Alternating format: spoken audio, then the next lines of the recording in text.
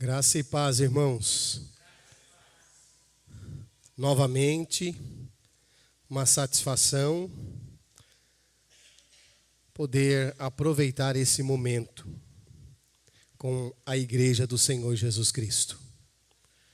O Senhor tem nos proporcionado momentos valiosíssimos nesses 2 dias, sábado e também no dia de hoje.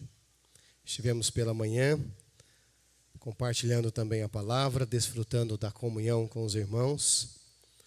E assim o Pai nos permitir, amanhã retornamos ali para Rio Preto. E trago também um abraço dos irmãos que estão em Cristo ali, desta cidade. Eu quero convidá-los a abrir a sua Bíblia comigo no Evangelho de Jesus Cristo, segundo Marcos.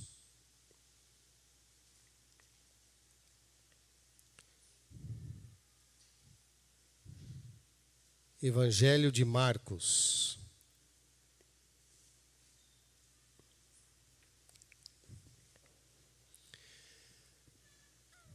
Capítulo 16.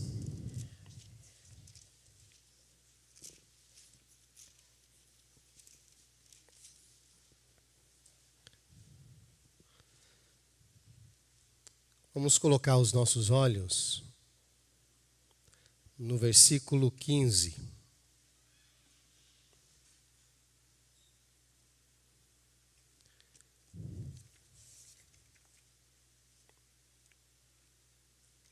Vamos ler juntos.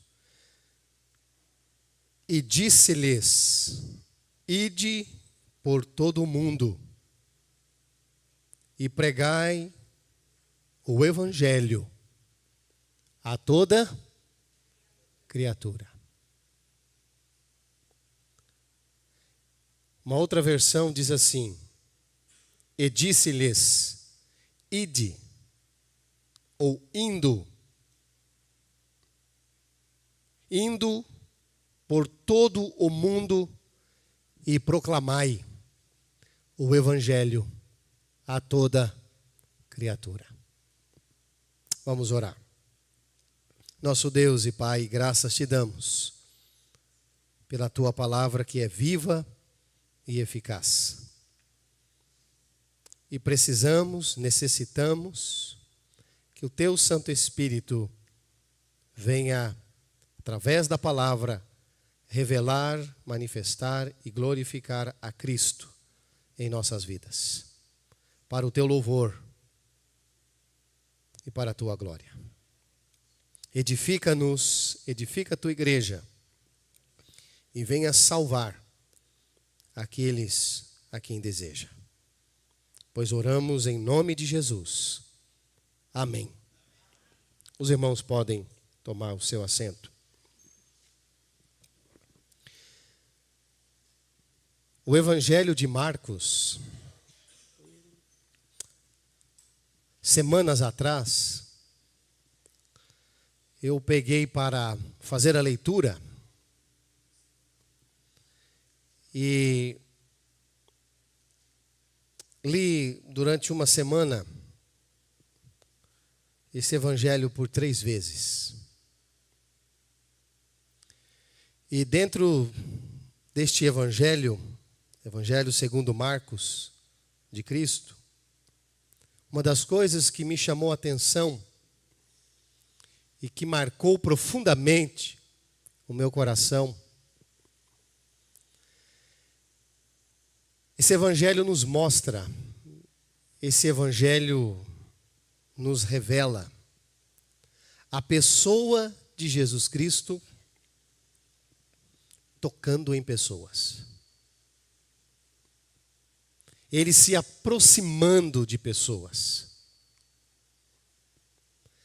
E na minha pequena observação dentro deste Evangelho, eu pude verificar, notar E deixo aqui para os irmãos também fazerem este exercício para a sua edificação, crescimento. Jesus tocando entre 40 a 50 pessoas. No Evangelho de 16 capítulos, nós vendo Jesus em ação, tocando em gente, colocando gente em liberdade, libertando as pessoas, expulsando espíritos malignos, curando os enfermos, levantando os acamados. Por exemplo, Jesus tocou em Simão e André, que estavam na lida da vida. Jesus tocou em Tiago e João, depois de enfrentarem os labores do dia. Jesus também tocou em um homem na sinagoga em Cafarnaum, possesso de espírito imundo. Jesus tocou na sogra de Simão, que achava-se acamada. Por quê? Porque Jesus veio em uma missão, ou para uma missão, para pregar a respeito da hora de sua pregação e na cruz. Por exemplo, Jesus tocou em um leproso, o qual de joelhos disse: se quiseres, pode purificar-me.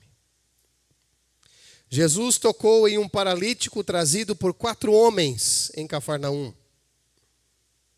Jesus tocou em um homem chamado Levi, e este passou a segui-lo.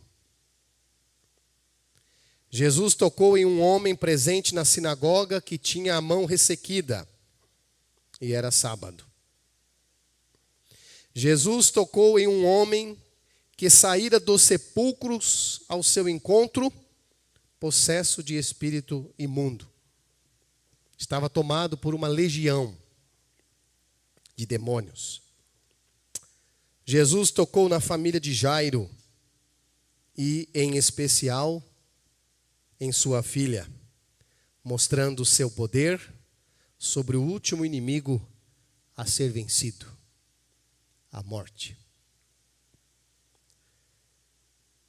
E Jesus fora tocado por uma mulher que sofria há 12 anos por uma hemorragia. Depois você pode continuar a análise e verificar pessoas e mais pessoas que Jesus tocou. O Deus encarnado, envelopado de pele humana, tocando em gente. E nenhuma destas pessoas que fora tocada por Jesus permaneceram a mesma. Por ele foram transformados. Marcos capítulo 1, verso 1, diz assim: princípio do Evangelho de Jesus Cristo, o Filho de Deus. Vou repetir. Princípio do Evangelho de Jesus Cristo, Filho de Deus. Irmãos, nós temos uma excelente, maravilhosa, esplêndida, boa notícia para compartilhar com as pessoas. Nós temos o conhecimento da boa nova e nós precisamos compartilhar com muita gente. Nós temos um grande tesouro. Precisamos compartilhar desta riqueza com outras pessoas. Este foi o último mandamento deixado por Jesus. Indo por todo o mundo, proclamem o evangelho a quantos? A toda criatura. A toda criatura. Certa vez eu li uma história para ilustrar uma realidade da qual nós não podemos abrir mão. Donald Grey Barhouse, um pregador do século XX, na década de 40, certa vez ele estava no programa de rádio e ali colocou diante dos seus ouvintes a seguinte situação, a qual nesta noite eu transporto aqui para a cidade de Ribeirão Preto. Ele dizia assim, mudando o lugar, a região, a data, o momento, até chegar ao nosso contexto. Ele assim começou a exposição. Vamos imaginar o que iria acontecer se aqui, em Ribeirão Preto, o diabo assumisse por completo o domínio da cidade. O que vocês imaginam que iria acontecer se isto acontecesse?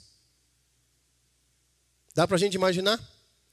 O que iria acontecer se o inimigo, se Satanás, se o diabo assumisse o controle desta cidade? Dá para imaginar, irmãos? Será que a nossa mente consegue imaginar, pensar, elaborar o que poderia acontecer se o inimigo assumisse por completo o controle dessa cidade? E ele continuou a exposição dizendo o seguinte: se o diabo assumisse o controle de Ribeirão Preto, os bares seriam fechados. A pornografia seria banida. As boates seriam fechadas. As crianças seriam bem educadas. Sim, senhor. Não, senhora. As pessoas teriam uma moral elevada.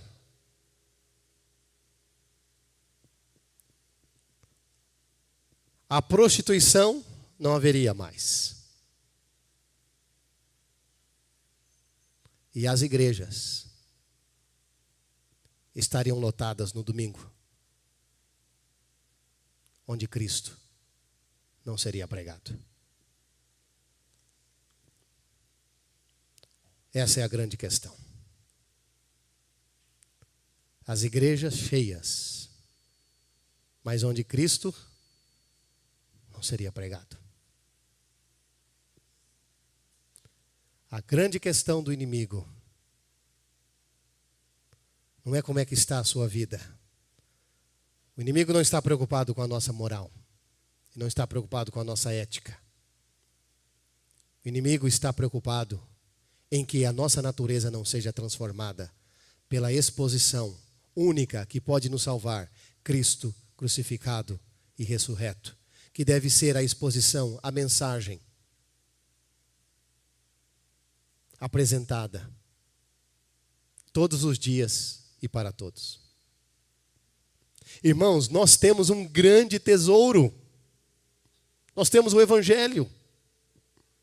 Este Evangelho que um dia nos alcançou, pela graça de Cristo, nos transformou, que transformou a nossa natureza caída, pecaminosa, adâmica, a qual recebemos a palavra que operou em nós, revelou o que aconteceu naquele Calvário, naquela cruz, onde Ele nos atraiu a si, nos incluiu em sua morte e na sua ressurreição. E hoje estamos aqui e vivemos aqui e sempre viveremos por causa da vida dele. Nós temos essa grande notícia, essa grande mensagem que precisamos compartilhar com mais pessoas. Se um dia você foi salvo por causa desta palavra que chegou até você, então há esperança para mais pessoas. E nós precisamos compartilhar essa palavra. Como que as pessoas vão crer em Jesus e conhecê-lo e segui-lo se não houver a apresentação do Evangelho, da qual eu e você conhecemos, da qual eu e você sabemos e cremos e desfrutamos e vivemos? Como que as pessoas vão saber disto se não abrirmos os nossos lábios? Como disse certa vez o Dr. Billy Graham: Senhor, não permita que os meus lábios sejam cerrados. Não permita, Senhor, que os meus lábios fiquem fechados, mas que nas oportunidades, a tempo e fora de tempo, eu venha proclamar as boas novas do Evangelho a todas as pessoas. Nós não podemos ficar quietos. Se houve uma transformação radical em nossa vida, em nosso viver. Irmãos, uma coisa é certa: as pessoas só podem vir a crer. Não há uma outra via, não há um outro canal, não há um outro instrumento que não seja por meio da pregação e a pregação de Cristo. Nós podemos verificar isto, como está escrito no 5º Evangelho. Vamos abrir no 5º Evangelho, capítulo 10, o verso 17. O 5º Evangelho. Está escrito aí em 10, 17.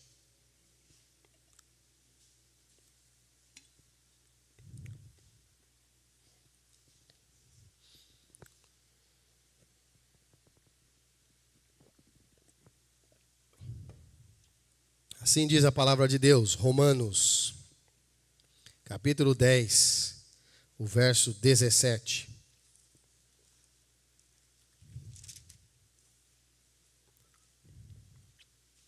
E assim, a fé vem pela pregação, e a pregação pela palavra de Cristo. Irmãos, entendamos o seguinte: porque um dia o Alessandro e também você veio a crer, porque a palavra de Deus chegou até aos nossos ouvidos, desceu ao nosso coração por meio do Espírito Santo, revelou-nos a pessoa de Cristo e recebemos a fé para crer nele. Não foi de ouvir falar a respeito dele, não foi de ler em outros livros a respeito dele, mas foi unicamente, exclusivamente, por causa desta palavra que é viva e eficaz. A fé só pode vir a mim e a você por meio da exposição da palavra de Deus. É o único instrumento a qual Deus usa para dar vida a quem está morto. É a sua palavra. Então nós temos essa palavra, e esta palavra não deve estar somente guardada para nós, nós precisamos compartilhar esta palavra. Por quê? Alguém disse assim, um irmão chamado Lincoln Ford: a palavra de Deus não é apenas para consumo interno, é também para exportação. Não deve ficar só conosco esse alimento do alto, dos céus. Nós precisamos compartilhar com o maior número de pessoas possíveis. Tem feito tão bem a mim, mas tão bem a mim, que eu preciso também compartilhar com aqueles que eu amo.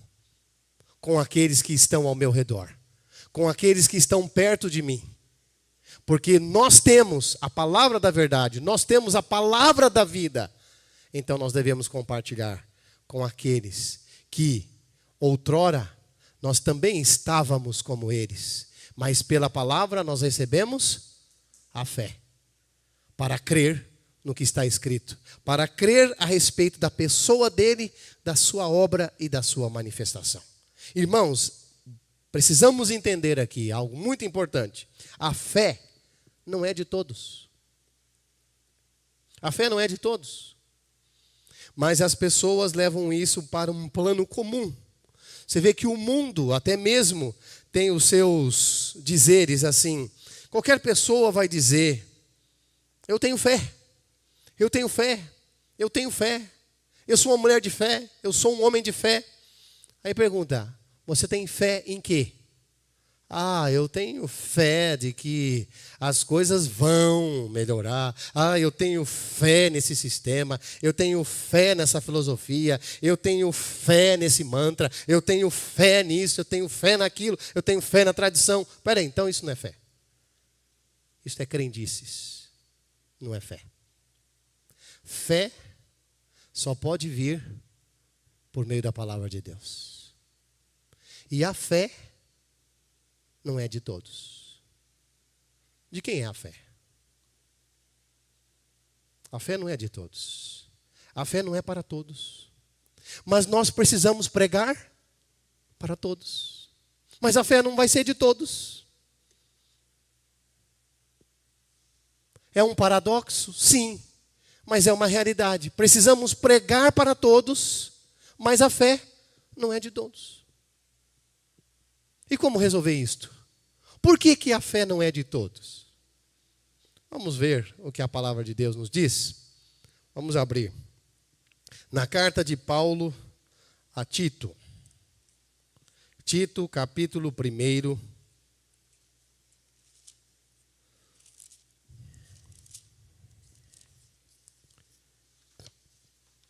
Tito 1:1.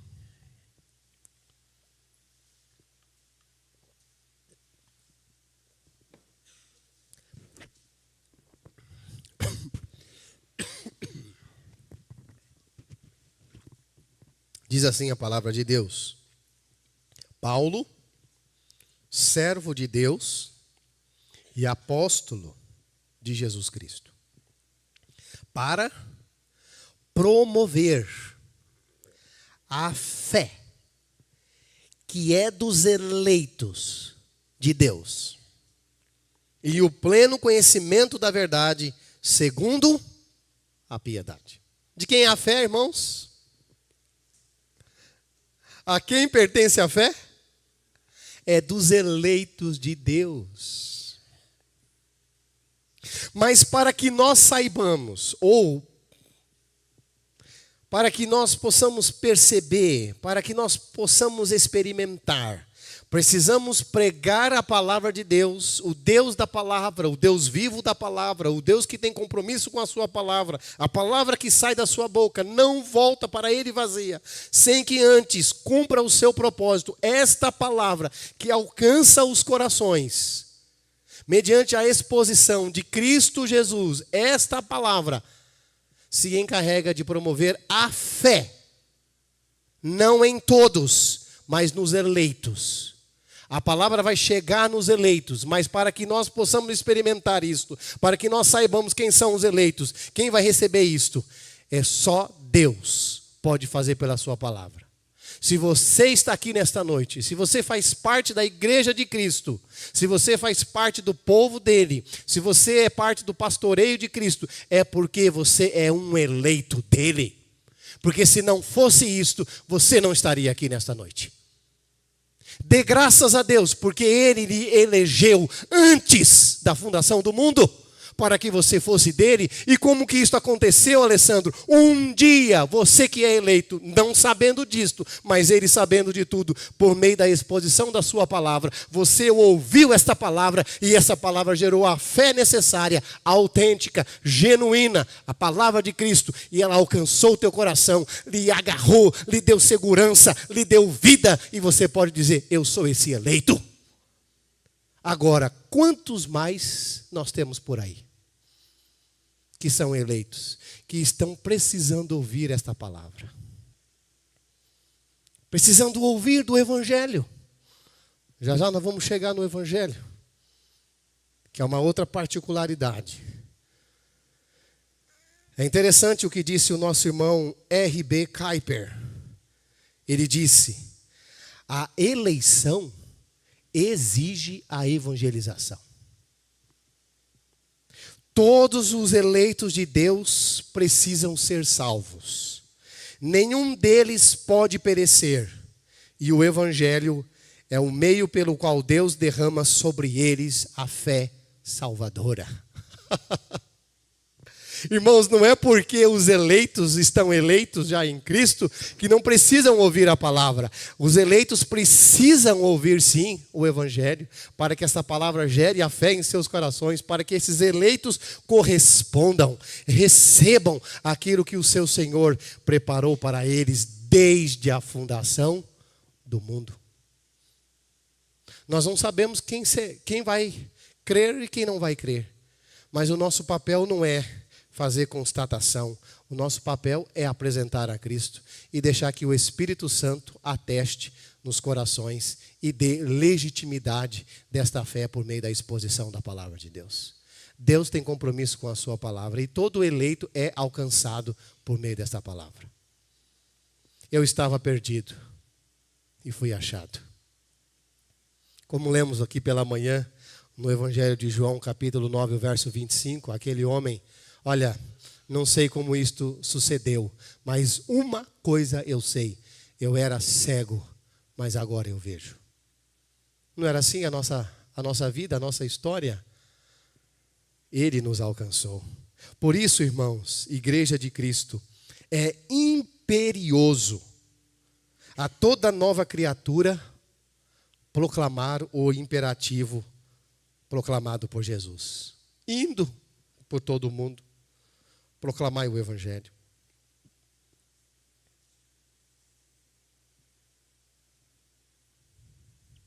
Essa boa notícia não podemos guardar só para nós. Dentro do seio familiar. Começa por esta região, a mais próxima onde nós estamos. Compartilhar do Evangelho. Falar das riquezas insondáveis de Cristo Jesus. Falar da sua graça maravilhosa. Falar da sua misericórdia sem fim. Falar do seu amor que é insuperável. Falar da nossa atração, da nossa inclusão, da nossa morte e ressurreição em Cristo Jesus. Isso é um privilégio que só os salvos podem fazer. Talvez os anjos almejavam essa tarefa, mas essa missão foi dada para os salvos. É para mim, é para você. Compartilhar dentro do nosso reduto familiar. Depois vai se estendendo, vai na nossa profissão, no nosso campo de trabalho, onde passamos horas, e muitas horas ali por dia, por semana. As pessoas que estão ao nosso lado, perecendo, sofrendo, angustiadas, aflitas. E como disse Jesus, olhou para as pessoas e ele disse: elas estão aflitas e exaustas como ovelhas que não têm pastor. E está aqui. Estão aqui do nosso lado. Você tendo essa riqueza para poder proclamar este evangelho maravilhoso que nos alcançou para anunciar às pessoas, e nós ficamos calados. Nós precisamos anunciar. Nós precisamos pregar. Nós precisamos proclamar este evangelho maravilhoso. A mensagem é anunciada por nós conforme a palavra de Deus. E o Espírito Santo promove a verdadeira conversão no ouvinte. Nós informamos, nós pregamos, nós proclamamos, mas a nossa mensagem chega até aos ouvidos. Mas o Espírito Santo faz descer ao coração. Nós podemos informar, mas só o Espírito Santo pode converter. Não é o nosso papel, não é a nossa tarefa convencer as pessoas, converter as pessoas. O nosso papel, a nossa missão como igreja, como discípulos, como filhos de Deus, é proclamar o Evangelho e deixar o resultado por conta do poder do Espírito Santo. Mas nós temos que fazer o nosso papel, nós temos que anunciar este Evangelho maravilhoso da graça ao maior número de pessoas possíveis. Pois certa vez disse Detenaios, evangelização é um mendigo contando a outro onde encontrar pão. É simples assim o Evangelho. Eu estava nesse estado de mendicância. Eu era um mendigo, precisando de alimento, precisando de pão. E o outro mendigo que encontrou pão anunciou para mim aonde tem pão, aonde tem fartura, aonde tem abundância.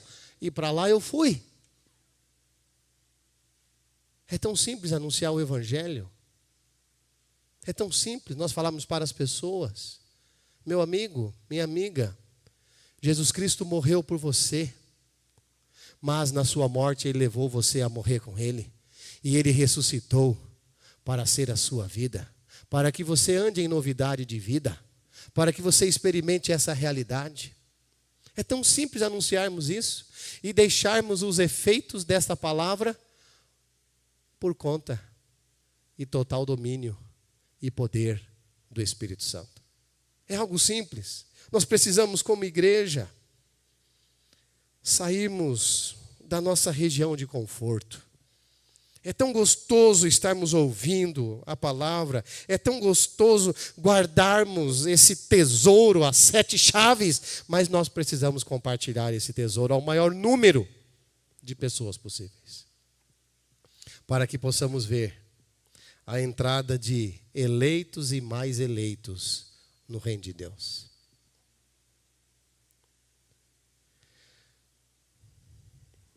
Por que isso é necessário? Porque nós estávamos mortos espiritualmente. O homem natural, ele é um defunto, morto-vivo, e que precisa sair da morte para ter a vida real e verdadeira em Cristo Jesus. A vida egocêntrica é autodirigida pelo velho homem. É um sujeito escravizado pelo pecado e egoísta por natureza. Não existe reforma para o velho homem. Este precisa morrer e sua morte já ocorreu na morte com Cristo na cruz. Coisa preciosa saber que Deus não faz reforma. Ele não quer fazer dos homens religiosos. O propósito em Cristo é nos dar vida. É vida.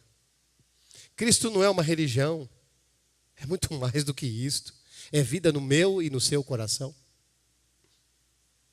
Como alguém disse, Deus forma o homem, o pecado deforma, o mundo conforma, a escola o informa. O mundo tenta convencê-lo, mas somente Cristo verdadeiramente nos transforma. A religião tenta reformar o homem, mas só o Evangelho faz do homem um novo homem. Irmãos, nós temos essa grande riqueza em nós e que deve sair de nós em direção ao outro, aquele que está próximo de nós. Quantas pessoas necessitadas, bem próximas de nós, e às vezes compartilham das suas crises, das suas necessidades, e nós oferecemos a elas um paliativo aqui, outro ali, e não damos o verdadeiro remédio que elas precisam, que é Cristo, que é anunciar a pessoa de Cristo Jesus. John Blanchard, esse notável pregador, ele disse certa vez: a igreja que não evangeliza não é obediente. Ele disse isto exortando e encorajando. A igreja que não evangeliza não é obediente. Como que nós precisamos nos submeter ao Senhor e falar desta graça maravilhosa para toda criatura. E o que é o Evangelho? Pregar o Evangelho. Quando abrimos em 1 Coríntios, 1 Coríntios, vamos abrir ali,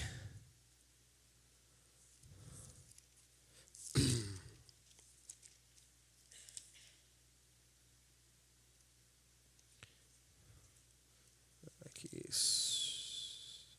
capítulo 15, por favor.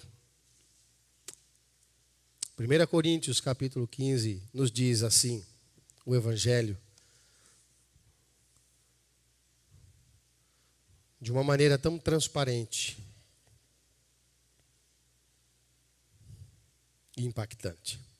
Irmãos, venho lembrar-vos o Evangelho que vos anunciei, o qual recebestes e no qual ainda perseverais. Percebam que o Evangelho não é uma moeda de troca. É algo que nós recebemos. Porque não fomos nós que decidimos por Cristo. Foi Ele que desde a eternidade se decidiu por nós. Eu fico pensando, quando a Trindade estava reunida, e tudo no seu devido lugar, no seu devido plano, o projeto de fazer um homem que fosse semelhante a Ele, que tivesse a sua imagem. E acredito os três ali conversando, mas nós vamos criar um homem de que maneira? Livre, não livre? Não, vamos criar um ser livre, que possa fazer o que quiser. Mas e se esse homem se voltar contra nós, se rebelar contra nós? Não, nós vamos criar este homem dessa maneira. E se ele se rebelar contra nós, nós já vamos elaborar e fechar um plano aqui. Que se ele vier a pecar, nós vamos alcançá-lo por meio da minha graça. Isso é interessante demais. Porque não há pecado ou culpa maior do que o seu amor. E assim ele fez o homem, com total liberdade, até para se rebelar contra ele. Mas o plano da salvação já estava estabelecido. Se esse homem vier a pecar, eu vou para morrer por ele e ressuscitar para ser a sua vida. Isso me chama a atenção. Então, o Evangelho não é uma barganha. Nós recebemos esta verdade. Não podemos nos decidir por Cristo, porque Ele já se decidiu por nós, antes de ter criado todas as coisas. Não fostes vós que me escolhestes. Eu é que vos escolhi. Coisa preciosa, né? Você foi escolhido por Ele, e você é dele, e para que você venha proclamar, por meio do seu Espírito, a sua palavra. As boas novas, a boa notícia. Continuando, o verso 2. Por ele também sois salvos, se retiverdes a palavra tal como vou lá preguei, a menos que tenhais crido em vão. Se retiverdes a palavra. O pregador não tem a palavra. O pregador é o mensageiro. Ele proclama a palavra de Deus. Nós não estamos aqui para falar da nossa opinião. Nós não temos uma cartilha própria. Nós não temos um script próprio. O pregador deve simplesmente pregar a palavra de Deus. Pregue a palavra de Deus. E o Deus da palavra se encarregará de trabalhar a sua palavra no coração dos eleitos. Mas como nós não sabemos quem é, então não faça e não podemos fazer acepção de pessoas. Precisamos pregar a todos, seja a quem for. Antes de tudo, diz o apóstolo Paulo, antes de tudo, vos entreguei o que também recebi. O que você recebeu, Paulo? Que Cristo morreu pelos nossos pecados, segundo as Escrituras. E que foi sepultado e ressuscitou ao terceiro dia, segundo as Escrituras. Isso aqui é muito claro, irmãos. Ele morreu pelos nossos pecados. Morreu pelos nossos pecados. Os meus pecados mataram a Jesus. Por causa dos meus pecados, ele assumiu aquela cruz, a qual não era dele. Aquela cruz era para mim. E me permitam, para você também. Aquela cruz era tua, era minha. Mas ele a tomou para si, como se dele fosse, não tendo pecado nenhum, mas colocou no seu corpo os nossos pecados. E morreu por causa dos nossos pecados. Foi sepultado. E ao terceiro dia, aquele domingo glorioso, aquele domingo de luz fulgurante, de esplêndida luz, se houve trevas no dia da sua crucificação, na sua morte, aquele domingo belo da ressurreição, a luz do céu raiou. Ele ressuscitou e juntamente com ele nos ressuscitou. E hoje, nós os que cremos, andamos em novidade de vida. Nós temos essa boa notícia para poder compartilhar para todas as pessoas. Precisamos sair daqui e não perdermos tempo. Falar deste evangelho com doçura, com graça, com amor e deixar o resultado final por conta do nosso Deus e Pai. Porque Ele tem compromisso com a sua palavra. E Paulo, mais adiante, ele disse o seguinte, por favor, outro texto. 2 Coríntios, para esta mesma igreja, ele assim escreveu, capítulo 5, o verso 14 e também o 15, muito conhecido por nós, lido por nós, experimentado por nós, mas que precisamos, a partir de hoje, compartilhar com outras pessoas. Diz assim a palavra de Deus. 2 Coríntios 5, 14 e 15. Pois o amor de Cristo nos constrange. Julgando nós isto, um morreu por todos, logo todos morreram. Igreja, vamos ler juntos esse versículo? Pois o amor de Cristo nos constrange. Julgando nós isto, um morreu por todos, logo todos morreram. Quem que morreu por todos? Quem que morreu por mim? Ele, Jesus. Mas ao morrer, todos morreram com ele. Aquela morte não foi uma morte solitária, mas uma morte coletiva. Ele estava ali sozinho, mas ao mesmo tempo nós estávamos com ele.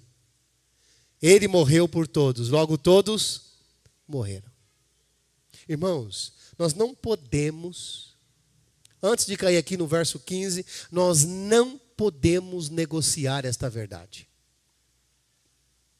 Porque tudo que o diabo quer, se ele assumisse o controle de Ribeirão Preto, é que Cristo crucificado e ressurreto não fosse pregado.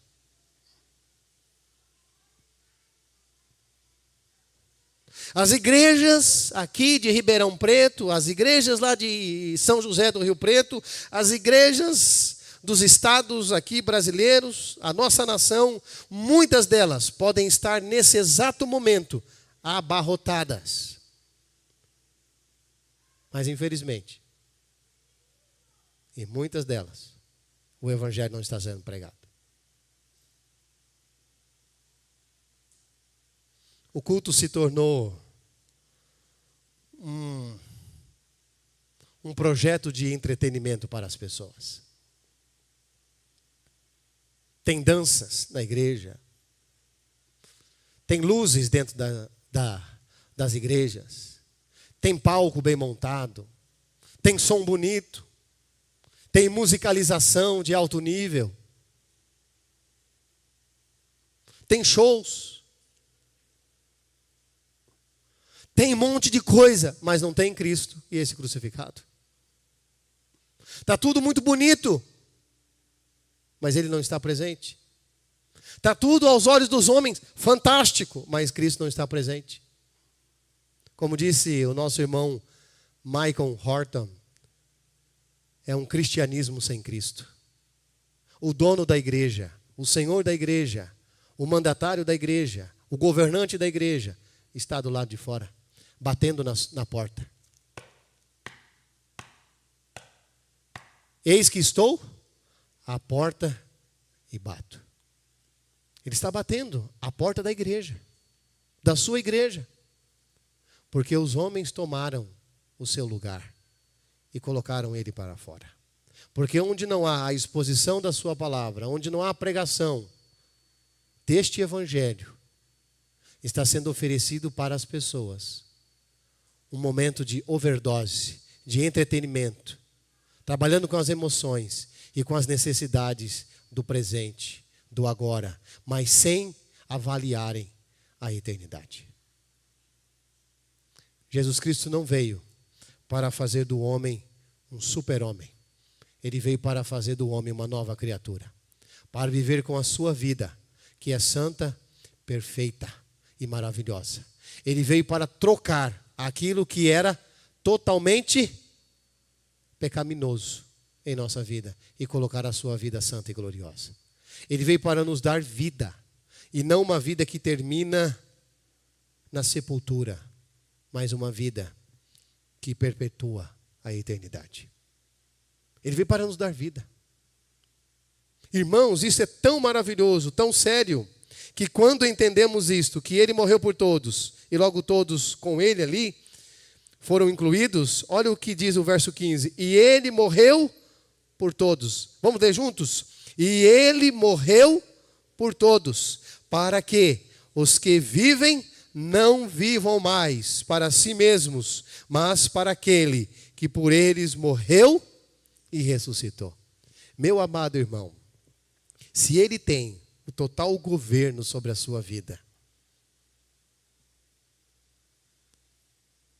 não vamos deixar, não podemos deixar, não podemos sermos seduzidos por outras coisas, a não ser por Ele mesmo, e cheios dele, anunciar o evangelho a toda a criatura.